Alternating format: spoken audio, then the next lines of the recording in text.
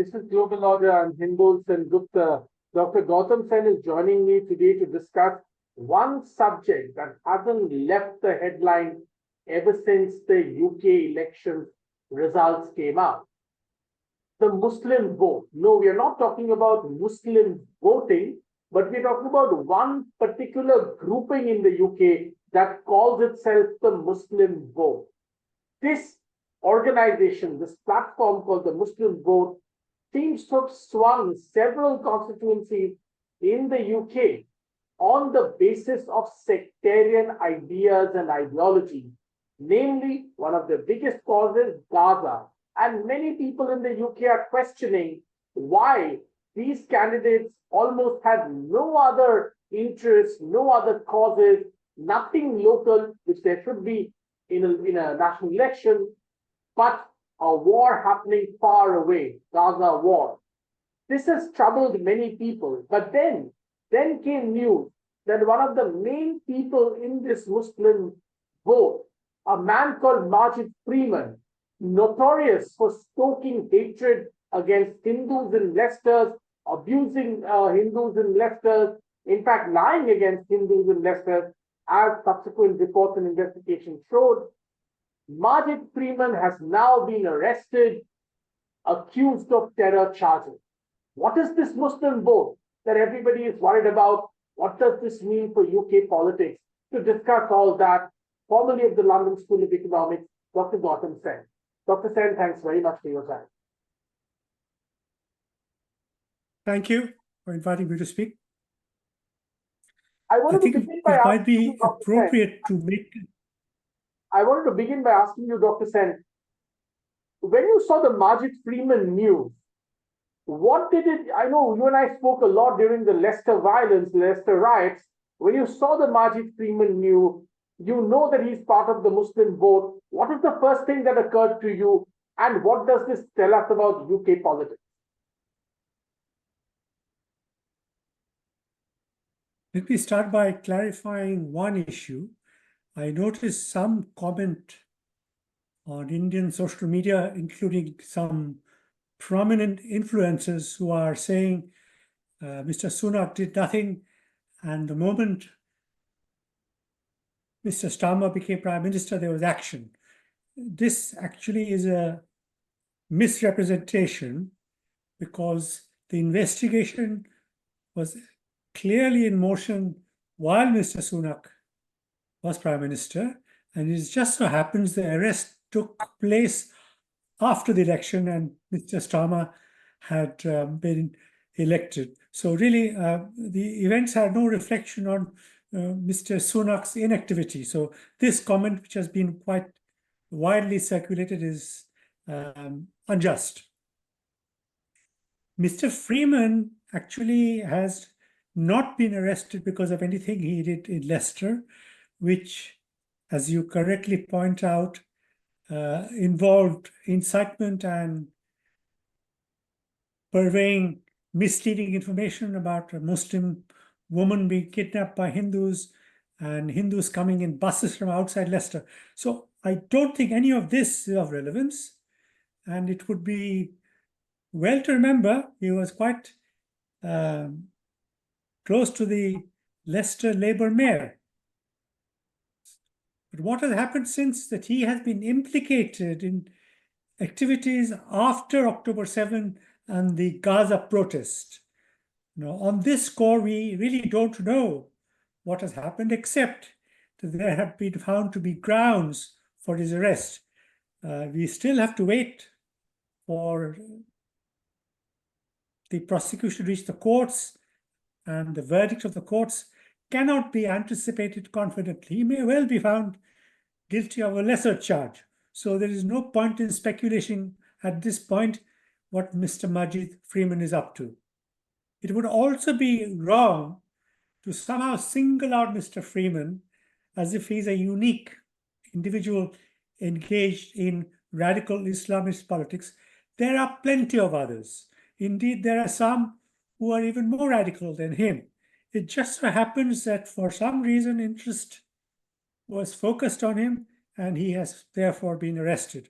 So But the story is not over, and the story of Islamic radicalism will not end if Mr. Majid Fruman is incarcerated. So, but it tells you something broader. It has clarified some issues which have troubled many, including some conservative commentators who are alarmed by how Britain is being overrun by a certain kind of Islamist politics. Surveys show that over a quarter of the Muslim population, not the radicals, want Sharia law. Almost 50% want to be made homosexuality illegal, which is, of course, an ironic situation because the LGBT, gay, trans lobby has lined up with Gaza protests and defending the rights of Muslims. So this is a bit of an irony because gays have come to a very tragic end under ISIS rule in Iraq and Syria and in many other countries. So there we have it. But there's a deeper question which I have commented on before. Let me repeat. The Gaza protests have clarified two things. One is to do with the elections which have just taken place, that many Muslim voters, especially Pakistanis, deserted Labour candidates. In fact, the prominent advisor to Starmer, John Ashworth, lost his seat. He was, in fact, the chief strategist of the Labour Party. And now he has been brought back through the back door by being given the job of CEO to a think tank which will now formulate policy. So in a way, he lost, but he also came back.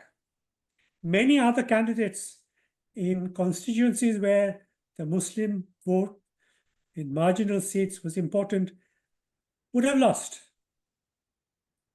So there is some cause for concern amongst a lot of Labour MPs. Let me go further and say the Labour Party could well have lost the election. If there was no Reform Party splitting the Conservative vote, which was the real reason why the Conservatives did not win over 300 seats, if many Muslims had deserted the Labour Party and they had lost 30, 40, 50 seats, I don't know, they are saying now Muslims can make a difference in up to 120 parliamentary constituencies, maybe the outcome of the elections would have been different. So we don't know. So at the margin, the Muslim vote may have been responsible for the worst performance of the Labour Party. The Labour Party only won by 2 additional percentage points compared to last time. And in fact, they got 3 million fewer votes in total than the previous leader, Jeremy Corbyn. So we have to bear all this in mind about electoral politics. So the Muslim vote remains important, and the campaign by a group to deny the vote for Labour did not influence only a small minority of Muslim voters, but a very large number of Muslim voters were swayed in their voting intentions and what they actually did in the end. So let us not dismiss them yet. Indeed, this organization of Muslim votes is in its infancy, and it will go from strength to strength in future. They are well funded and they have the backing of governments from abroad. So this story is just beginning.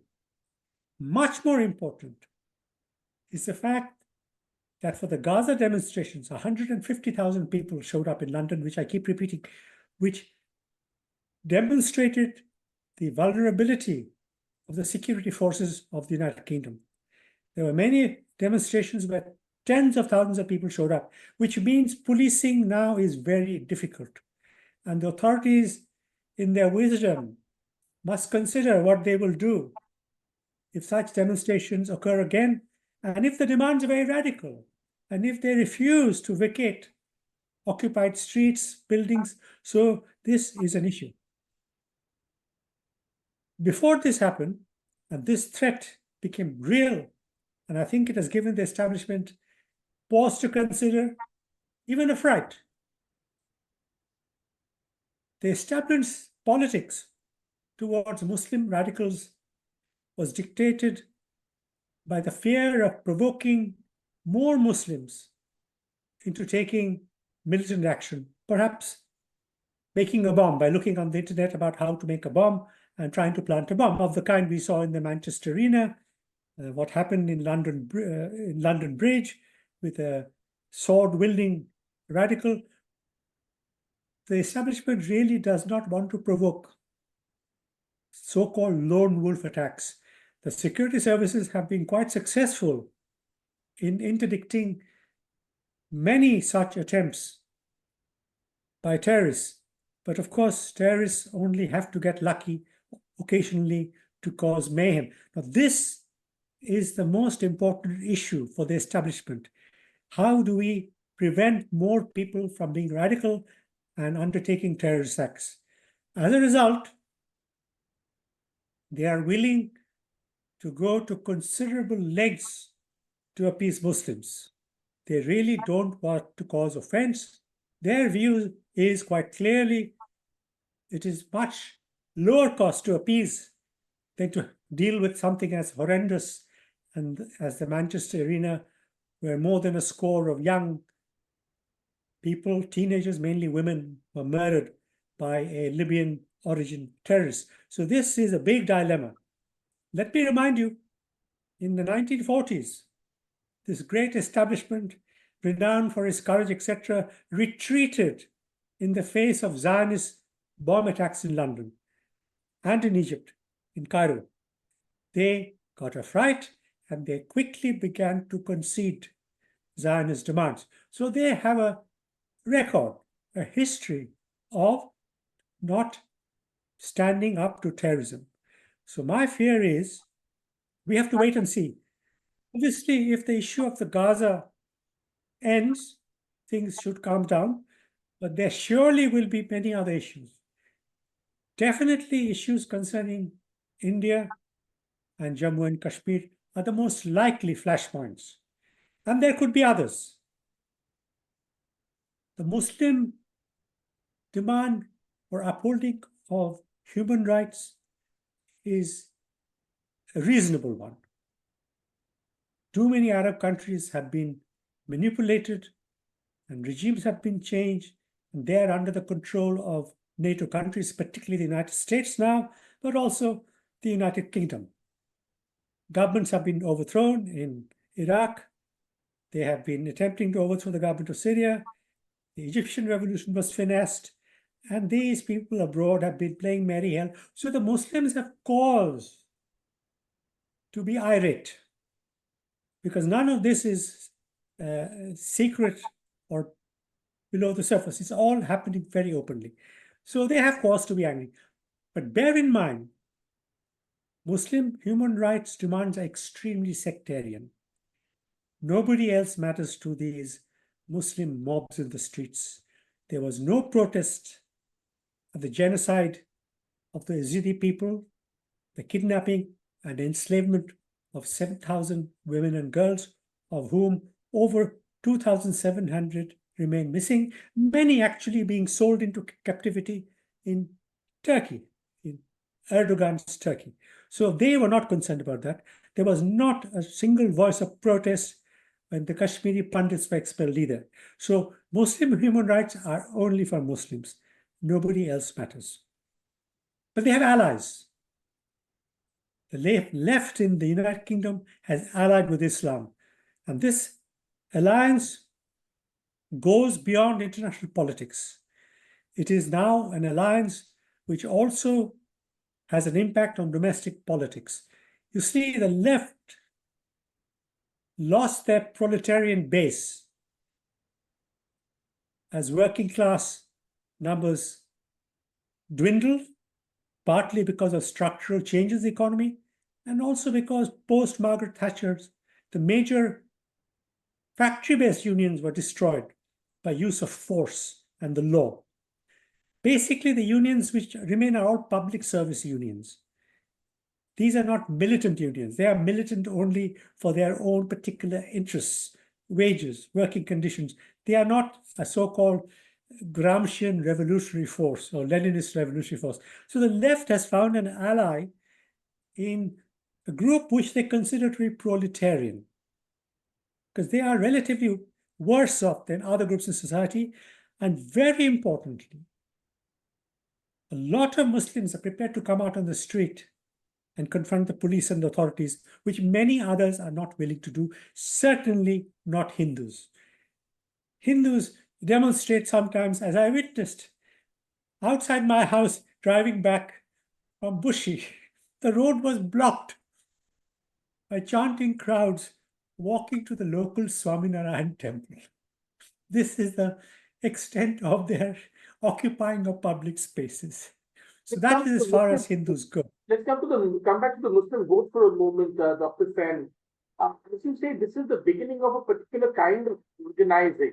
There is no problem in certain communities sometimes voting for different causes, but this is perhaps the first time that the UK has seen, in a very organized sort of way, candidates have been chosen, they have been given independent status, not aligned with any political party. They have had one agenda, which is Gaza, and they've been able to get a bunch of people into parliament.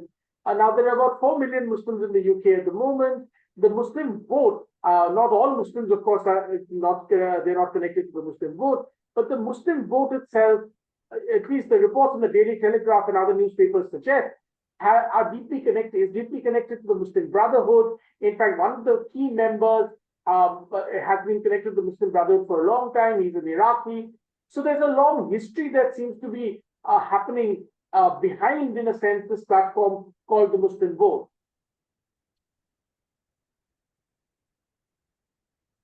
Muslims are a sophisticated group of people.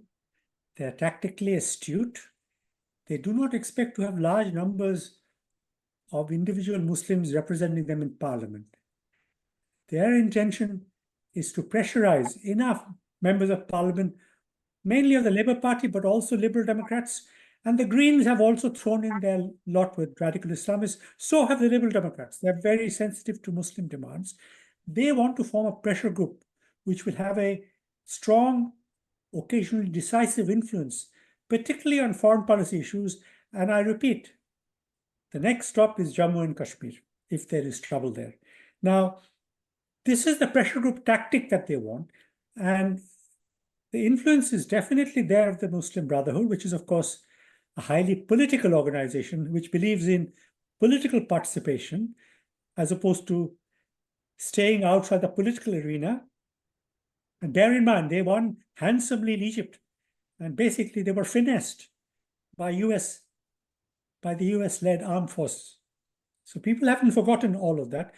There is also an influence on the Muslim community from Pakistani clerics who operate through British mosques. There is also a Deobandi influence, which is from UP. So there's a complex concatenation of influences, but basically the young Muslim turns out to be more radical than their parents' generation. Now the surveys are showing that the hope that they would become more assimilated in a multicultural society has actually failed. They are in fact more radical than their parents' generation. Their parents actually were not quite as politically active because, they came to make a living. They were not very well off, so they were working very hard, trying to buy a home, keep their jobs. But the young, born over here, are more secure. They're more savvy about local politics. So they are not intimidated by their socioeconomic circumstances. And they're angry in general about the way Muslims are treated in the Middle East and, I'm afraid, in India. So they are prepared to pick up the cudgels on behalf of their brothers and sisters across the world. And they are definitely willing to take big risks. They are not afraid of going to jail. Let me give you a statistic. The Muslim population from 2002 to 2022, the data I could find out, has gone up from 8 to 18% of the total prison population. The total British prison population is almost 1/5, 20% Muslim, 18% to be exact. Their population in this country is 7%. So 7% of the population is disproportionately represented in the prison population. And I did a quick bit of arithmetic before I came on. The cost of this is almost 760 million pounds. That is £750 million, because each prisoner costs 47,000. That is about 49 lakh rupees per annum in upkeep. So the new Labour budget, if I may remind you, as they came in with the manifesto, was only £7.5 billion. That is the published manifesto budget. So bear in mind, the cost of keeping Muslims in prison in this country is 760 million. So that's a very big number. Give you a contrasting figure. The official statistics of the Home Office, which you can see on the internet, gives you a percentage figure of 8% to 18%, Muslims 7%. Then it gives you a figure of Hindus. On the percentage column, it says 0. It says 0 because the total number of Hindus in jail is actually in 2022 348. It doesn't even make the percentage, and they are about 2.5% to 3% of the population. So Hindus are not people who end up in jail. Jail is also a very dangerous place for Muslims to be, because they are radicalizing those who are not already radicalized, and they are intimidating non-Muslims to adopt Islam. So they come out even more dangerous than when they went in. The other figure, which is worth bearing in mind, because of cousin marriage, consanguineous marriages, Muslims are disproportionately represented amongst childbirths and early death. Their average is double that of the rest of the population of birth defects and those who expire. And looking after these people by the NHS is very, very costly. In Bradford, a recent survey has shown of the entire Muslim population which has disabilities, just the Muslim population, 1/3 of them have defects, 1/3 because of cousin marriage. So cousin marriage is proving costly to the taxpayers, and it is very, very costly, because I know one family which needs a blood transfusion every month because they have married cousins over successive generations, and this will get worse. And Pakistanis continue to marry cousins, especially, more than any other community. So there are two huge costs. In terms of employment, Muslim women are the least employed. Only 37% of Muslim women work, compared to about 50+ for other communities. Muslim men are also more unemployed than any other group. There's actually, I think, a gap of at least 10-12% between Muslim men and all other groups. So again, that's a cost to the exchequer through benefits. Now, you might... because some of this, of course, is flowing into specialist groups like the Muslim Vote Platform to organize, agitate for single agenda sectarian demands from politics. I mean, this is a well-known phenomenon. So when you have poverty, when you have high crime, or within a community, some of this flows towards this direction. Having said all of this, I mean, there are also, the UK is full of very high-profile, well-to-do Muslims in government, in politics, in business. One wonders whether a platform like the Muslim Vote is getting support from these extremely high-profile, extremely successful Muslims in the UK, or is it a separate sort of powerful splinter group that has been created, of independent candidates, supporting independent candidates, at least in this election, and trying to influence the election? If wealthy Muslims, of which there are many indeed, many Muslim millionaires, just like there are many Hindu millionaires, many prominent Muslims in politics, if they are contributing, I think it must be indirect through the mosque, not directly. I think the biggest source of funding is wealthy individuals in the Middle East, and including Saudi Arabia, UAE, and Qatar in particular, which is very flush with money. So they are not short of funds. So money is not a problem for them, unlike Hindu groups who have relatively less money. And Hindu wealthy people do not give money to charitable purpose to do with Hindus. They will give money to Oxford University, LSE, to have a chair named after their grandparents or parents or themselves or their wives, but they do not donate money to Hindu causes. Hindus do not do that. Almost nobody. I only know one Hindu businessman from Nottinghamshire who does do, but he is very unusual. Now, I have to step back a little bit to make a comment about a larger phenomenon, which is true of both the United Kingdom, France, Holland, which has now taken a hard line on immigration, and Sweden, which has not, though many cities like Malmo are bankrupt because the welfare bill is now exceeding the total revenue bill.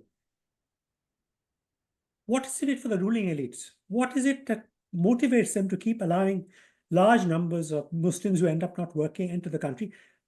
Classic example is, of course, Merkel's Germany. The reason is not far to seek. No, but I'm going to ask Muslims one who end question to you before you answer that. My question is that, in a sense, groups like the Muslim Vote seem to be showing a lot of British elite, including British elite newspapers, commentators are extremely worried because a vote in a country like the UK is supposed to be one person, one opinion, one vote. Now, you may be, naturally veering towards Labour or Tory, whatever that may be. But usually you vote based on what appeals to you, what influences you, your local issues, and so on and so forth. But this kind of organized sectarian voting that the Muslim Vote platform, again, I repeat, this is not about every Muslim voter, but particularly we are talking about one platform called the Muslim Vote. What it represents, many British newspapers have commented about this, seems to be a particularly sectarian stance which goes against the fundamental principles of how democracy and voting is it supposed to happen in a country like the UK. What do you think? You were beginning to talk about elites. What do you think is the elite's response going to be to a problem like this? I'm afraid this is somewhat exaggerated angst, because they have now ended up with a problem to which they cannot see a solution.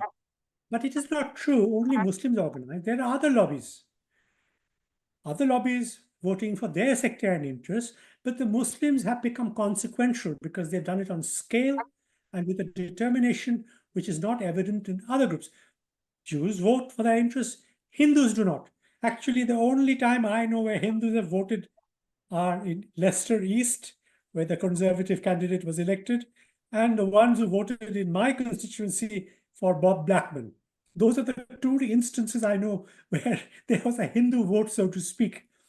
But there have always been sectarian votes. It would be wrong to say that, the working class vote was sectarian for sectional interest, but the Muslim vote is unique because it is also a single issue vote, and the organization of the community and the militancy is what is giving people cause for anxiety. But let me go back to this question of why do they, or have they in the past allowed so many to come in? Most of these economies from the 1950s onwards were labor shortage economies. Labor constraints were a key issue for hindering economic growth. So that is why they thought people would be admitted from India, from Pakistan, and they would adapt and adjust. In the Muslim case, adjustment and adaptation has been very weak, if not very little. Then you might ask, why did Merkel allow them in 4 years ago in such large numbers? The answer is not far to seek.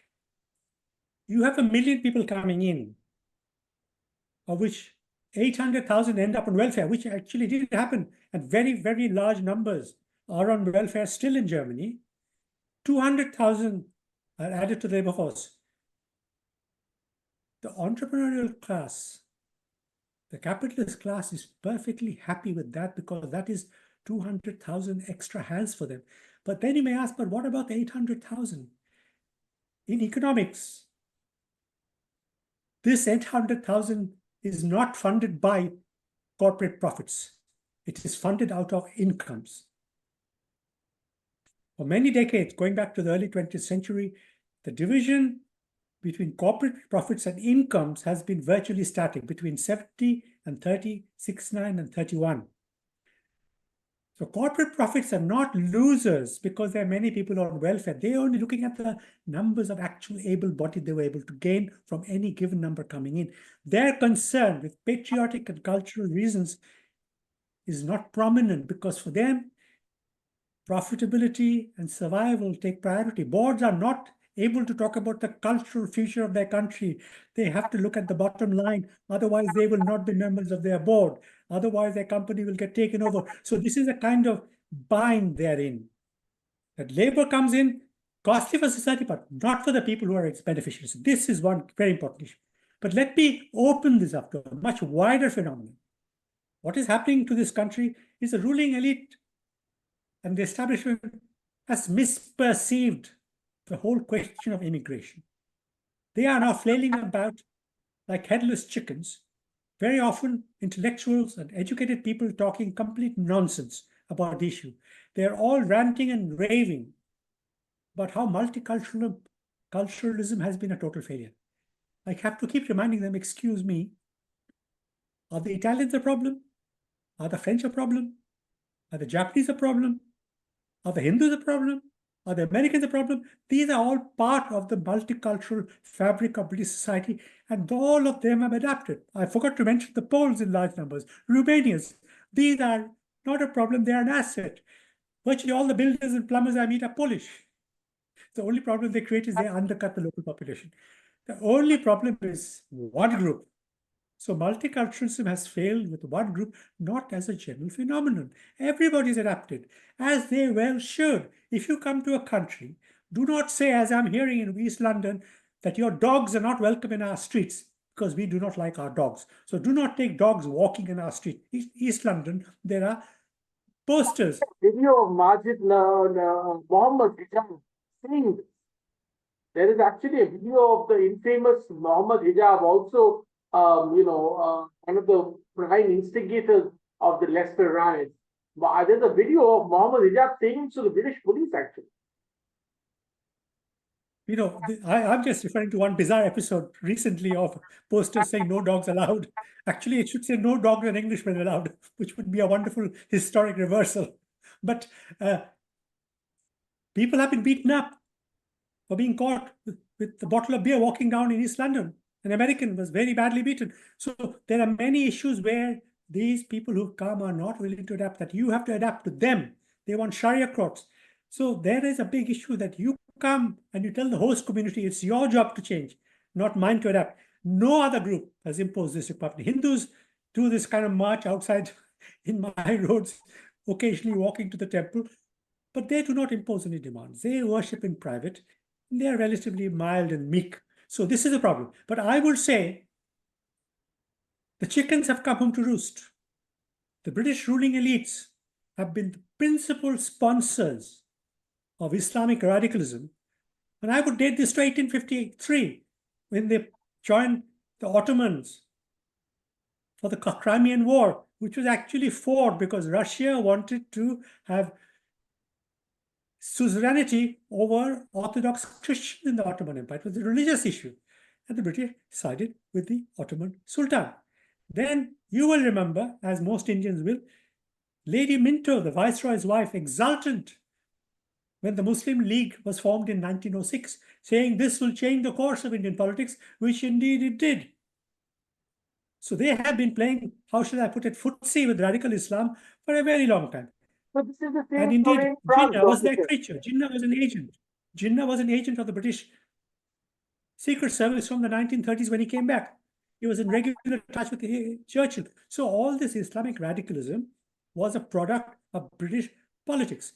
Then we had the very big surge of Islamic radicalism after the First World War, when the British and the French implanted radical monarchical regimes to secure their oil supply, exactly as it did with Jinnah in Pakistan. They wanted Karachi as a jumping off point, and of course, the Northwest Frontier province to spy on Russia. So Islam has been a great ally of England.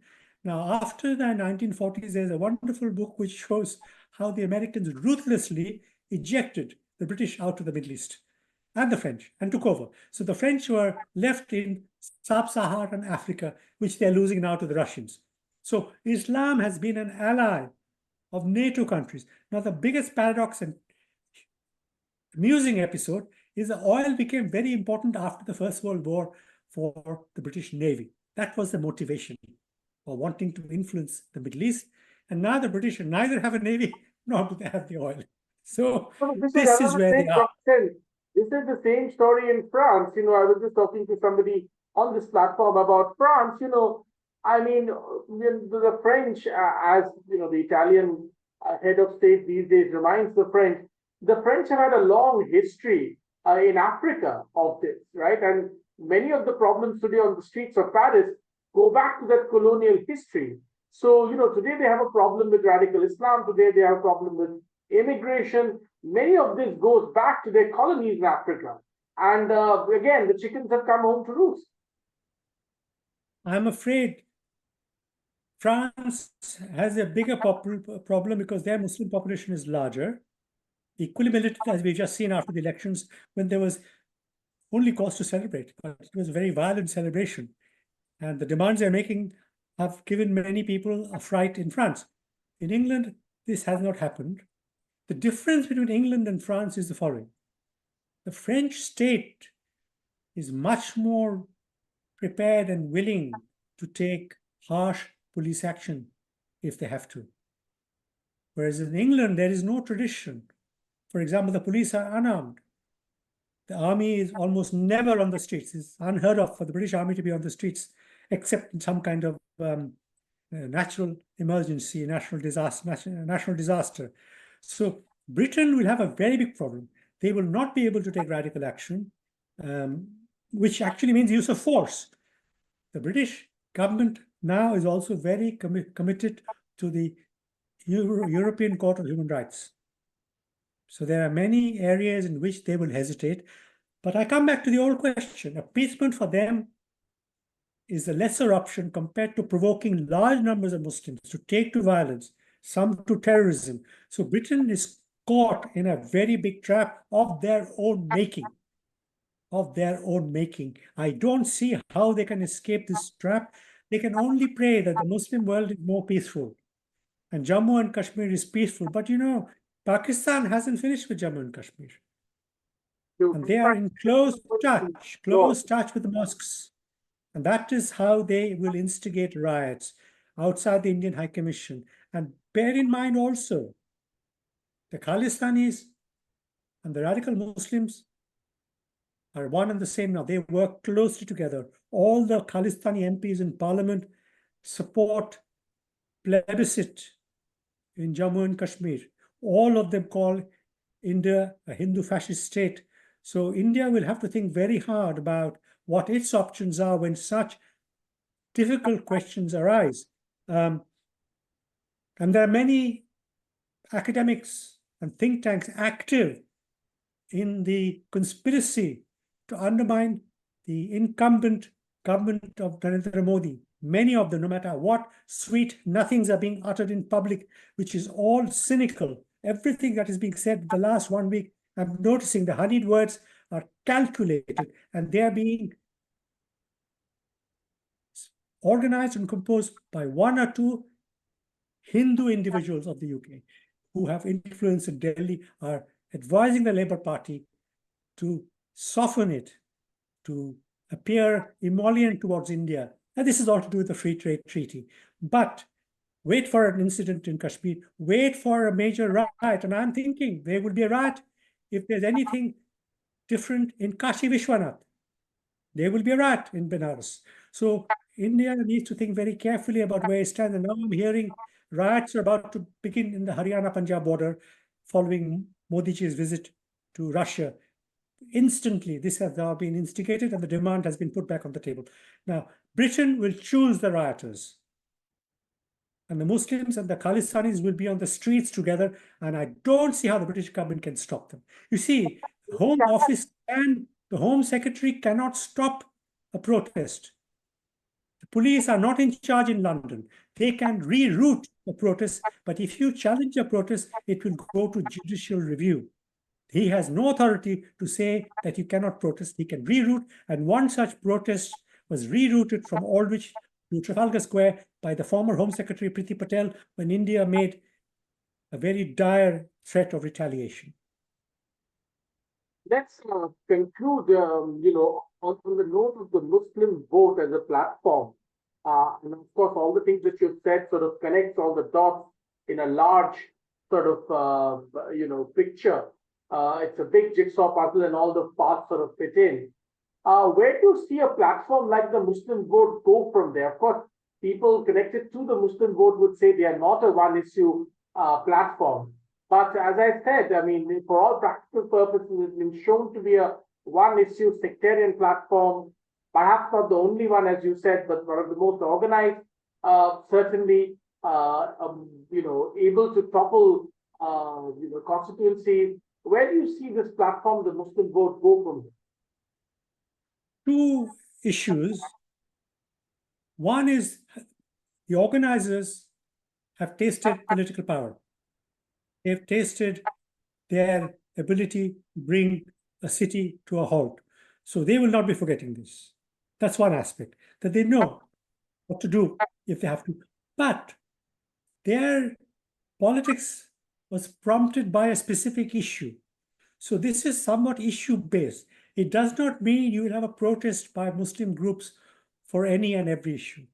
It will have to be something serious like Gaza, where I believe now 38,000 people have perished. So it is not like it will be a day-to-day problem for the government, but the government will make note that this is not a community you wish to offend, and they will do what India does. They will throw money at them. One of the things they're doing is to lift the cap on benefits beyond the second child. This was one of the things which was going to happen, that you will get no benefits after a second child, so that other people are not paying for your children. So that will be lifted. There will be other kinds of benefits. They're already saying we will provide security of mosques. They have agreed to the Trocadero Mosque next to Leicester Square Station, which is astonishing, which is a place where huge crowds gather all day and all night, some in a state of drunkenness and inebriation, loud. I don't see that the worshippers in this very large mosque will find this acceptable, and this may be a cause for trouble. So there are many things which are still possible, and British society will have to adapt, and ordinary people will not be happy. And they're not happy. There's a demonstration going on in the last few days of British people, not just radical right-wing people, but British people saying we want peace, we don't want Islamic radicalism in many cities. But the whole affair is quite quiet and not up to anything militant. It's a discreet affair. Very, very interesting times in the UK. As you said, in Leicester Square, we'll have to wait and watch what happens there. And in other parts with the Muslim vote, interesting times, difficult times, but interesting times in the UK and elsewhere on this issue, of course, in France and in other places. Dr. Gautam Sen, we've run out of time. We'll have to leave it there. Thank you very much once again for extremely insightful and candid comments on a complicated, protracted issue that has been worrying many people. I thank you for your time. Thank you. Namaste.